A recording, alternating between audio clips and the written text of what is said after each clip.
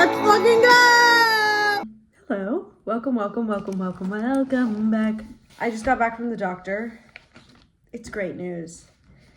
I haven't been to the doctor in probably over a decade because of the American healthcare system. And I haven't had insurance for quite a while.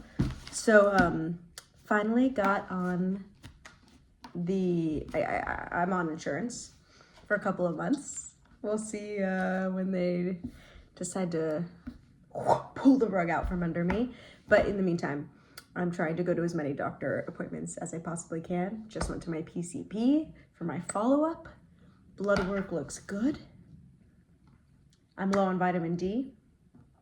And I'm leaning a little more acidic than alkaline, so I need to be drinking some alkaline water, eating foods that are high in alkaline, etc. But everything else looks good, so that feels amazing because you just obviously don't know what's going on inside of your body. So huzzah, huge news. I did bring a bunch of stuff with me to work on while I was at the doctor, because last time I went, I was there for 3 hours and I had wished I had brought more stuff to work on. So I brought like my notepad and notes for my feature, and I was trying to, work through some stuff, but they got me in and out in literally 15 minutes. So that was amazing. Now I'm home and I've got my baby, my feature right here. I went to the library the other day, which you saw, and I printed out this along with a few other scripts that I've written. And I've just spent the last 2 days going through this. First, I just did a pass that was grammatical errors or just kind of little things that I could go in and change really quickly that weren't about story, just making everything cohesive. And then I went and did a pass for story. And there's entire pages that I was just rework, this doesn't work, X this out. So now it's about going in and actually making those changes and thinking story-wise instead of grammatically or structurally, and really delving into the world and kind of trying to I've already started making decisions on those things, but really hone in how I want specific themes or details to feel and be expressed, and how I want the characters to respond to those, which is, a little more daunting. That's kind of the daunting work. But I don't know why that feels daunting. I've written all of these words, I've already done the bulk of the work. I don't know why going in and writing 3 scenes seems so crazy, but it feels a little daunting. So yesterday, and I have photos of it, I always just kind of take things to a little legal pad. And I went to the coffee shop before the doctor this morning, and I was just really what I am one of the things that I really am trying to nail in this next draft is making sure that every relationship, 2 people or 3 people's relationships, feel really distinct. They feel necessary. They feel real, they have backstory and history and complexity. So I just wrote down almost a thread between everyone, this person and this person, this person and this person, these 3 people, what is their relationship? And just going back through the script and looking at the scenes with just those people and seeing what does just this information tell me about them. Because another thing about writing is it lives so much in your head and it feels so real to you, the writer, but really the only thing the audience has is exactly the words that you've put on the page as the readers. The only thing the readers have, and then the only thing the audience has is exactly what the characters say.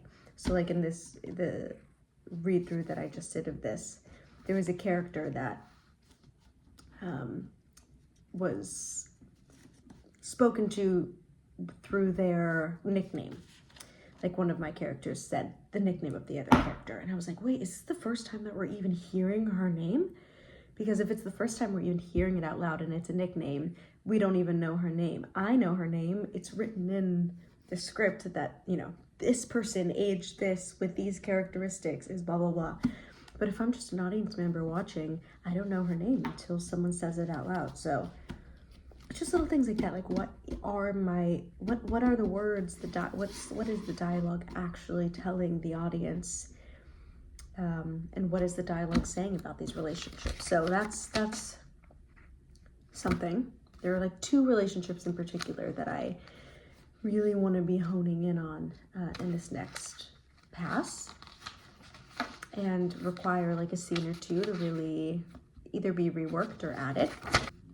I have this goal. It's not even a goal. It's just like I have decided that I am going to hear this out loud, and I'm going to bring together friends of mine who are actors, and we're going to sit in a studio space, and we're going to do a read-through of this script, and I am going to hear the words out loud as said by other people, because I need to get it completely out of my head and into the ether, into space. Hear it, feel it, because I'm doing the best that I can as an actor when I'm like reading through things that I've written, but I just need other people's interpretations of the characters and their perspective and nuance and emotionality to be imbued, and I want to hear that. So within, I think I have given myself like 17 days. So like a little over 2 weeks, I want to have everyone come together in a space and read this out loud. So that's kind of like the timeline that I put on myself. I just don't want to push it off anymore. I don't want to push it off because I want that read through to lead to the notes for my next draft. And then I want that draft to be what I send off to people who could potentially do something with the script. And I just need to keep that moving. So I've given myself a little over 2 weeks. So today I'm just gonna write. I'm going to write.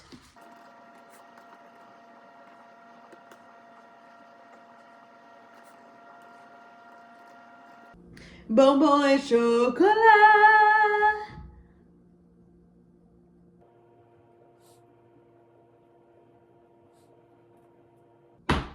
Parole, parole, parole. Parole, parole, parole.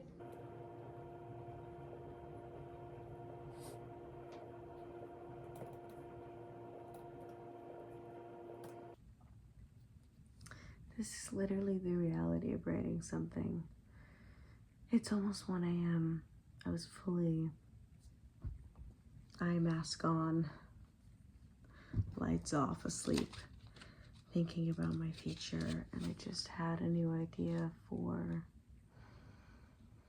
the relationship between kind of the matriarch in the story and the 2 main characters, which in turn changes the beginning, because I wanted a moment where one of the characters could go to this matriarch for help and not receive it.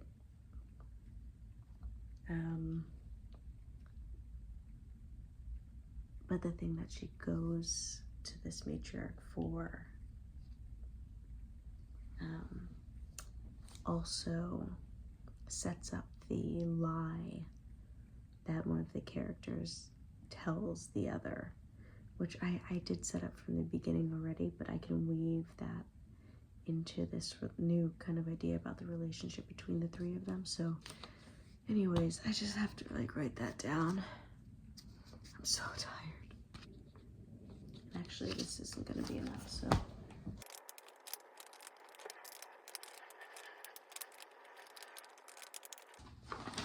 I actually really kind of like that. Okay. Now I can go to sleep.